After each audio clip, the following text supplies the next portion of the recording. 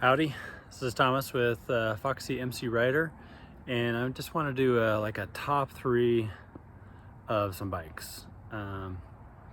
What are my credentials?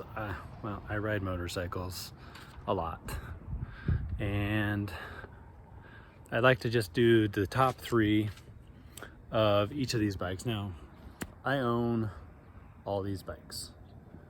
I got a couple in the garage, and seems like I'm always wrenching on a bike. So I've got my little notes here, and I'd like to talk about the Africa Twin first. So this is my dream bike. Oh my goodness, look how gorgeous that thing is. I probably watched a video or read an article every day for 3 years before buying this. My wife had some concerns about riding on the street, so I got this March of 2020, and I have put about 14,000 miles on it in about a year and a half. And I'm going to briefly talk about each bike, top 3 pros and cons. And for me, the main pro is this is the best looking bike I have ever seen. I love the red, white, and blue. In fact, its nickname is Liberty, right? For obvious reasons.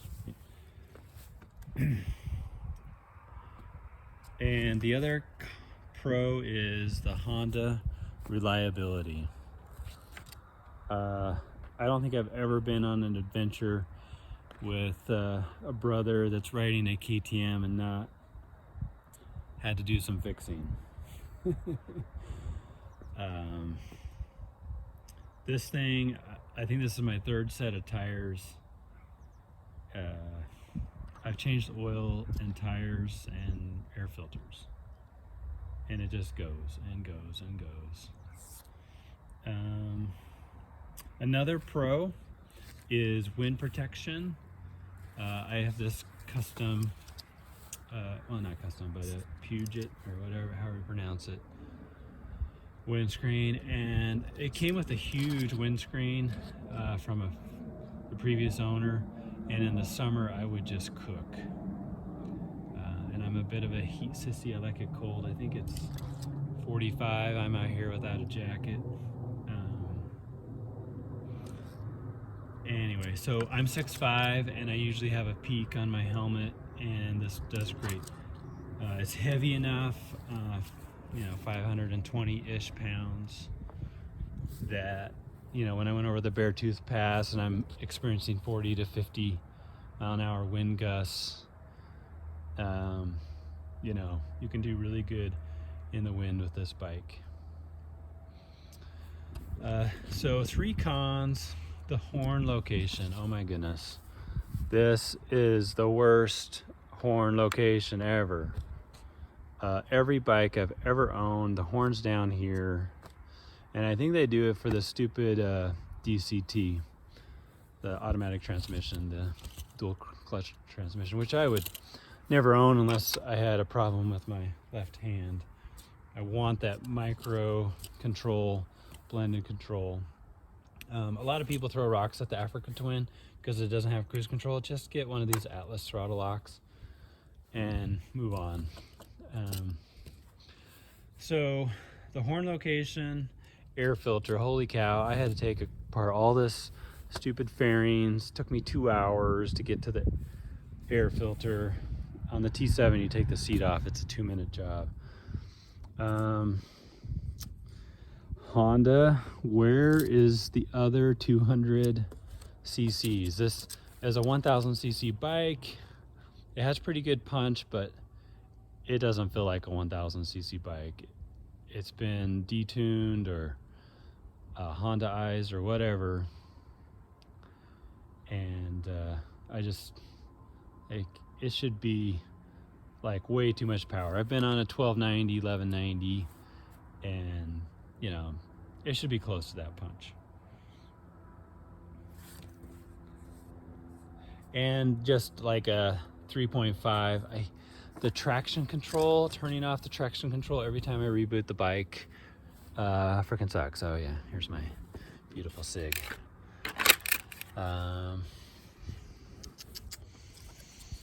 So, you know, I've been carrying concealed probably 20-ish years, and trying to figure it out for a motorcycle. I crash or drop my bike enough that I don't want the gun near me and make it worse. So I made this holster, and if I'm gonna go into the bathroom or restaurant or shopping or something, I'll just move it to my hydration pack. Love the Tusk racks. I've had them on many bikes. Okay, so let's go on to the T7, Tenere 7, the unicorn, supposedly. I bought this so my son would ride with me, and we were going to Alaska, but the border requires the government vaccine, so we didn't do that. I am surprised how much I love this bike.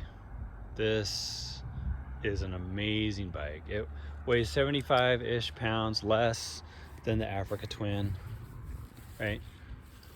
And it's just all blast. If it is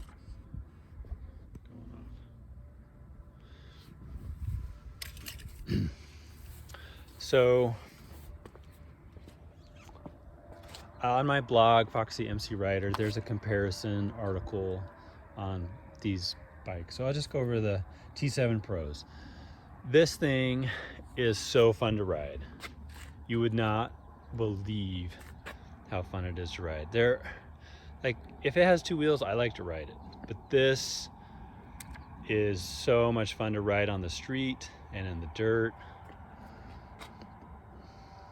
And I love the Yamaha reliability. My first motorcycle when I was 16 years old, quite some time ago, was a Yamaha 250. And I rode that thing and rode that thing. And I just kind of prefer Hondas. I mean Yamahas. I like the niche. It's not too big, it's not too small. You can go long range, you can get into the, you know, the mud and the sand and the snow, and not too much snow. And it's just a great bike. I like that it doesn't have the stupid computer and the traction control. Yeah, I've got some kits. I got to do the anti-bobble probably when the snow's on the ground. I've got a new exhaust in a box. I got the tail tidy. I'm gonna get rid of these, you know, pumpkin signal things. Okay, cons. They're really hard to find. It's almost November 2021, and these things are hard to find. In fact, I think I paid $1,500 more for a used one, because after a year of waiting, putting my money down, I was still waiting, so I just got the bike. Paid a little bit more.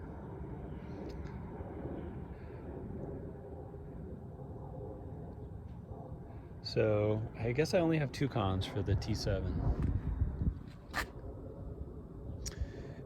You know, being 75 pounds lighter than the Africa Twin, it doesn't buck the wind as well, which makes sense, right? But I mean, you can suffer through that. So the Africa Twin, I've had on some pretty gnarly trails. White Rim Trail last year, a year ago, was pretty darn challenging. There was a lot of sand on a mountain. There's a little sand drop off, some hill climbs with sand. You know, I did pretty well. I've taken this through deep water, like to the height of the 21-inch tire. I've even gone up a river a couple hundred yards. I mean, the bike will do it. And you know, I'm 6'5", 220. I'm pretty strong. I picked it up twice by myself and a couple times with some help. But the bikes that I ride the most is my Husky 300 and the T7. So let's talk about the Husky. Well, maybe I'll skip over to the 450L. So I bought this one March or April 2021, and I put probably 2,000 miles on it.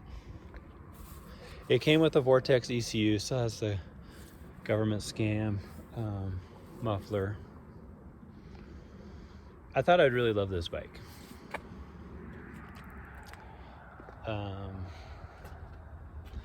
But you know, with most 450s, they stall.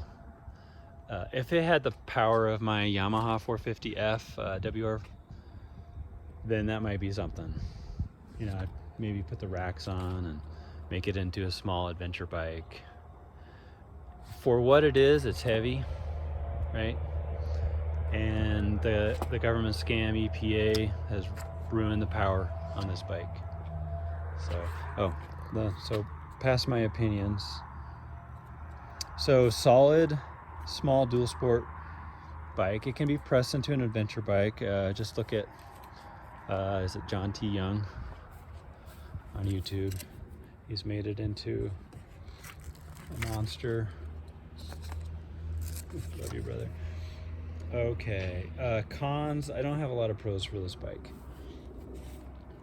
Yeah, heavy for the niche. I think I covered everything. So a new exhaust, new ECU, undo all the EPA GovScam stuff, and a big flywheel. You could probably make this into a pretty great bike.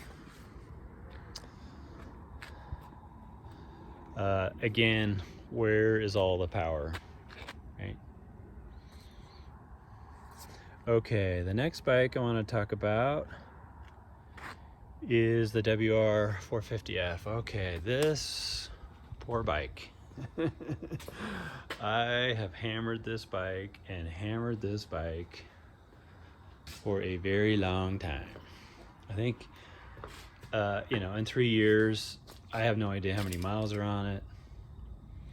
But the main thing I love about this bike is the pure, unadulterated power. This thing has so much punch. I don't ride it for a month or something. I get on it and I just twist that throttle and oh my God, it's so much fun. I think it's unkillable, right? Yamaha, you did a great job on this bike. Please make a 350. So you can press this thing into whatever you want. I got a Fisher seat, which in my opinion, the best seats. I hate those seat concepts, they're crap. This one, Dave Fisher, he built this to my height, my weight, my riding style, where I sit on the bike. I put a 4-gallon gas tank, I got a 2, and I got the default.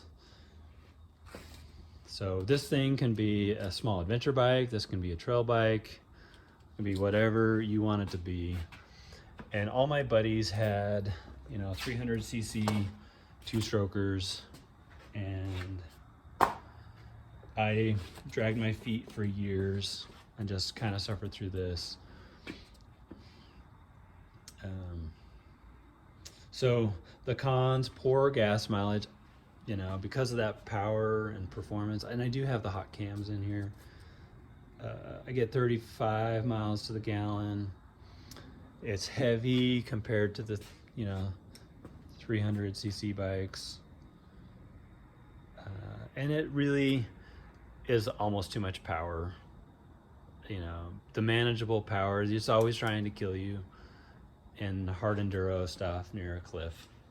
So this one's nickname is Blue Dragon, and that is so true.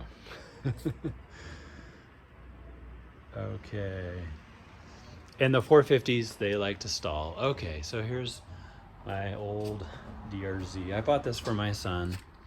I took it to some Everride rallies. Yeah, I've got it apart right now because the throttle is a little sticky and I need to probably just order a new throttle body. So the pros: cost, weight, and power, super useful. This is a great spare bike, companion bike. You know, if you're a dirt only guy and you have a dedicated dirt bike, get a DRZ so you can do more longer range dirt adventures.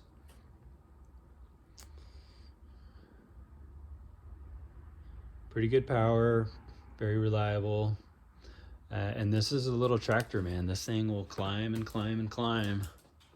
You know, you get the right tires. And this is another one of those, whatever tires you're running, it'll be. So some cons, I think the suspension sucks.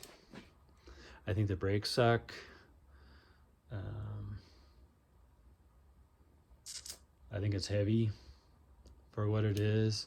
These can be bored out to a 450, 460, you know. Okay, so let's go talk about my favorite bike. This is my first non-Japanese bike, and this is my first two-stroke. It's a 2019 TE 300i. It's got the TPI injection, which is nice, you know. It just makes everything simple. The pros: amazing low end torque. This thing, I mean, I've stalled it, but it doesn't stall like a 450. I mean, you can just kind of idle along and crawl up stuff and through stuff. It's a pretty awesome system. Not too much power, but it's there when you need it. It's super lightweight, flickable. You know, doing a wheelie pivot, not that difficult. You know, this is a hard enduro bike, and most of my riding buddies want to do the hard enduro. So I got this because I was getting worn out with the 450. The 450 was just trying to kill me. Cons: they're a little pricey, and it seems like it needs tuning.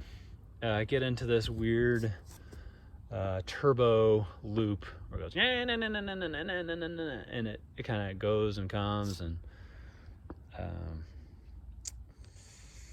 limited long range. I test all my bikes when they run out of gas. I think this one runs out at 70. A T7 205, and I think the Africa Twin's about that, 210-ish. I haven't tested the 450L. So let's see. I think that's all the pros and cons that I had listed. So let's talk about the TW200. So this thing is just way too short. This is set up for hunting. It's got a freaking ATV tire in the back that's not rounded. I bought this for my kids to learn on a bit. I really don't like this bike. It's heavy, it's short.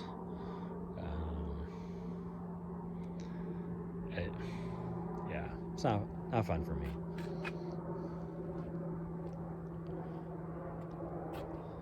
I'm gonna get some different gearing and probably get some more use out of it. This little bike, this is a pisterpro. They're in Linden. They're across the lake here.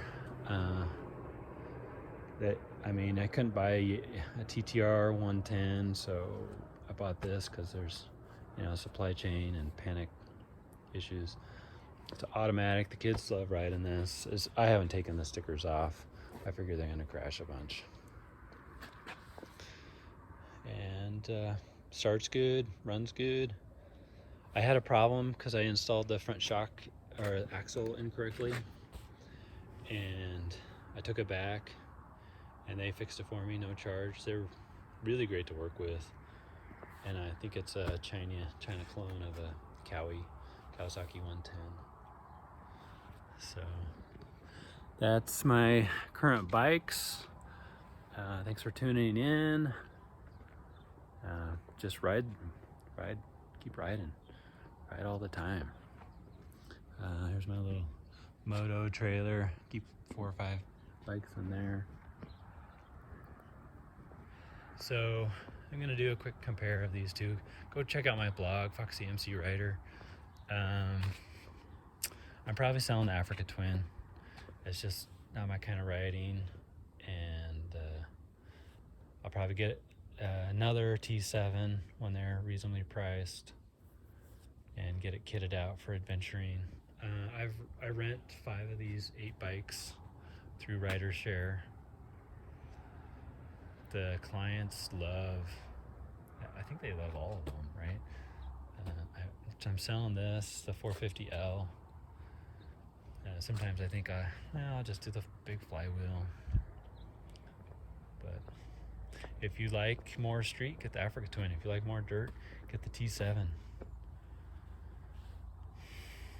You know, and you can see, look at the tire, right? So that's an indicator of what the bike's niche is, what it's meant to be doing, right? All these. So I will, when I'm all busted up and I can't ride off-road anymore, I'll probably get a BMW 1200, 1250, but probably never buying a 1290, 1190, 1090, 990, 890 or 790 or 690. I just don't trust the KTM reliability. You know, they're really great at the dirt bikes, right? I wish Japan would come out with a 300 two-stroke that would compete with the Husky 300, and I wish they'd come out with Honda or Yamaha come out with a 350 4-stroke that weighs 250 pounds and is easy to remove all the government scam stuff. So thanks for tuning in, and thank you very much. Have a good one.